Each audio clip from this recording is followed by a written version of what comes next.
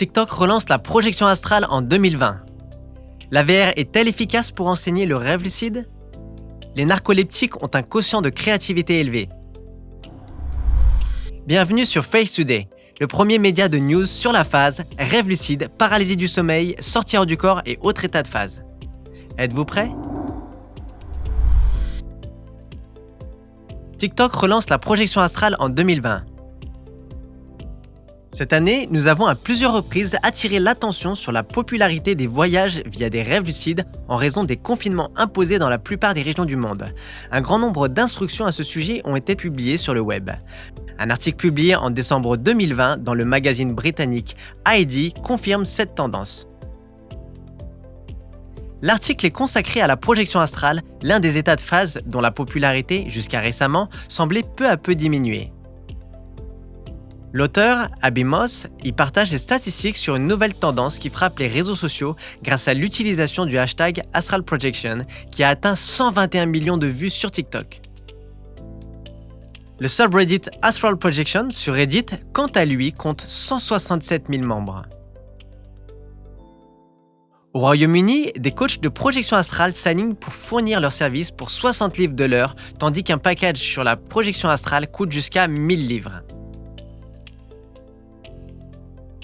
Cependant, malgré la popularité tentante du phénomène, il n'y a toujours pas de consensus sur ce qu'est la projection astrale du point de vue scientifique. Deborah Hyde, ancienne rédactrice en chef du magazine The Skeptic, partage son point de vue. Il y a un énorme intérêt dans ce domaine parce que des fonctions anormales dans le cerveau peuvent nous en apprendre énormément sur le fonctionnement normal du cerveau.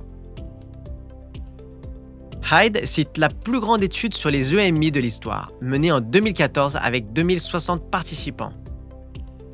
À son avis, la taille même de l'échantillon ne permet pas de nier cette expérience qui décrit la sensation de sentir sa conscience quitter son corps, même si la science ne peut pas encore prouver spécifiquement les mécanismes de la projection astrale. Il reste à voir si ce sujet restera aussi populaire l'année prochaine. Pensez-vous que l'approche astrale de la phase a quelque chose à voir avec le jeune âge du public TikTok?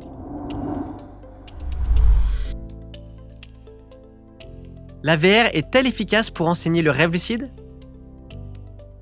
Des scientifiques néerlandais du Donders Institute for Brain, Cognition and Behavior à Nijmegen ont publié une nouvelle étude sur l'induction de rêve lucide à l'aide de la réalité virtuelle, VR.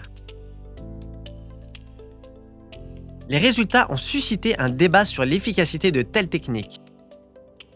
L'étude menée par Jared Gott a impliqué 39 personnes réparties en 3 groupes.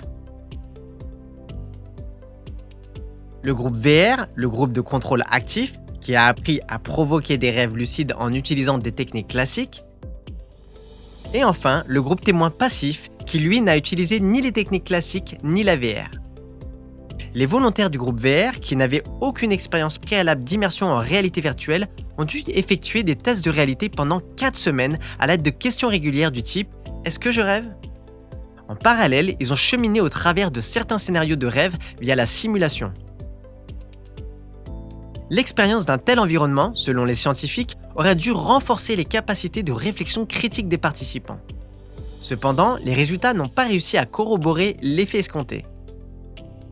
Bien que le groupe VR ait montré un nombre beaucoup plus élevé de rêves lucides réussis que le groupe passif, ces résultats étaient pratiquement identiques à ceux du groupe témoin actif.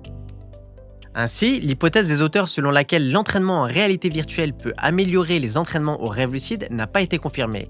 Ce résultat a amené les scientifiques à se demander si le scénario de simulation spécifique était responsable ou si une telle formation n'est tout simplement pas plus efficace que les méthodes d'induction de phase ayant déjà fait leurs preuves.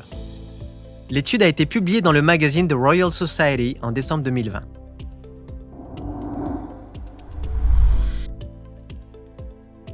Les narcoleptiques ont un quotient de créativité élevé. La narcolepsie de type 1, NT1, est un trouble du sommeil chronique caractérisé par une somnolence diurne avec une transition rapide vers le sommeil paradoxal.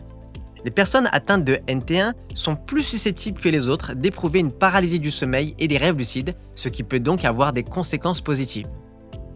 Dans une étude récente, des scientifiques de l'Université de Bologne en Italie, dirigés par Anita De Anselmo, ont tenté de prouver que les personnes souffrant de ce type de narcolepsie ont tendance à être plus créatives.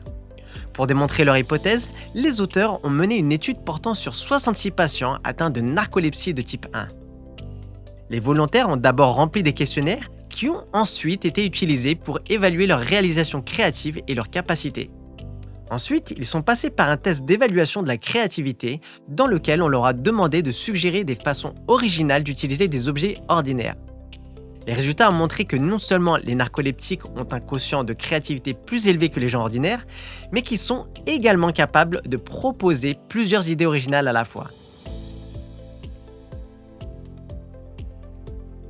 Selon les scientifiques, la raison résiderait dans les hallucinations hypnagogiques fréquentes qui se produisent dans l'état de transition entre le sommeil et l'éveil.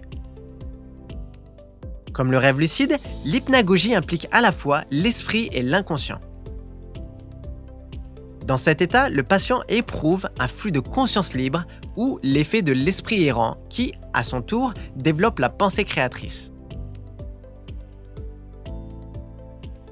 L'étude a été publiée en décembre 2020 dans la revue Nature and Science of Sleep.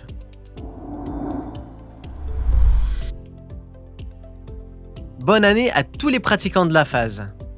L'année dernière a été riche en recherches utiles sur les rêves lucides, les expériences de sortie hors du corps et la paralysie du sommeil.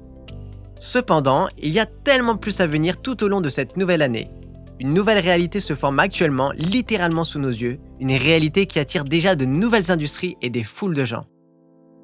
Nous serons de retour à partir du 11 janvier pour plus de news. Toute l'équipe vous souhaite une très bonne année.